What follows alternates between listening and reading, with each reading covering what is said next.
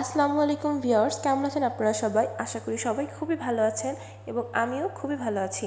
তো আজকে আমি একটা ভিডিও আপলোড দিব, সেটা হচ্ছে যারা পিরোজপুরে থাকেন তারা খুব ভালো করে চিনবেন, আর বাকিরাও ভিডিওটা দেখুন, আপনাদের ভালো লাগবে।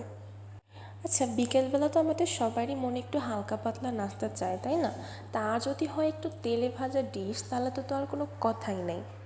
তো আজকে ভাবলাম আমরা একটু বাহির থেকে কিছু খেয়ে আসি, তো সেই কারণে খুব তাড়াহুড়ো করে রেডি হয়ে চললাম। এই সামনেই আমার কলেজ, পিরোজপুরে যারা থাকেন তারা খুব ভালো করেই চিনবেন। আসলে মহিলা কলেজের কথা তো কিছু বলাই যাবে না, এটাকে তো আমরা কেন্দ্রীয় জেলখানা বলি।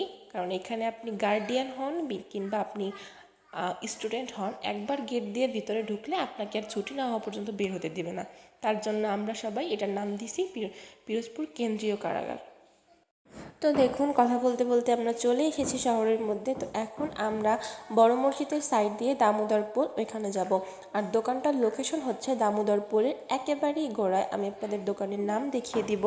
এবং সেইখানে আমি আগে কখনো জানতাম না, আমার ফার্স্টে দোকানটা দেখে আমার তেমন যেতে ইচ্ছে করেনি, বাট আব্বুর কথা শুনে আমি গিয়েছি। সত্যি বলতে তাদের পুরিটা এত মজা, তা ধারণার বাইরে। আপনারা দেখতে পাবেন, এই যে দেখুন আমি আপনাদের দোকানের নাম দেখিয়ে দিয়েছি, এবং এখানের পুরিটার সাথে একটা সাধারণ ঝোল দেয়, এটা এত মজা যে ধারণার বাইরে। আপনারা প্লিজ ট্রাই করবেন, আর ভিডিওটি ভালো লাগলে অবশ্যই চ্যানেলটি সাবস্ক্রাইব করবেন এবং এটি লাইক দিয়ে যাবেন। ধন্যবাদ।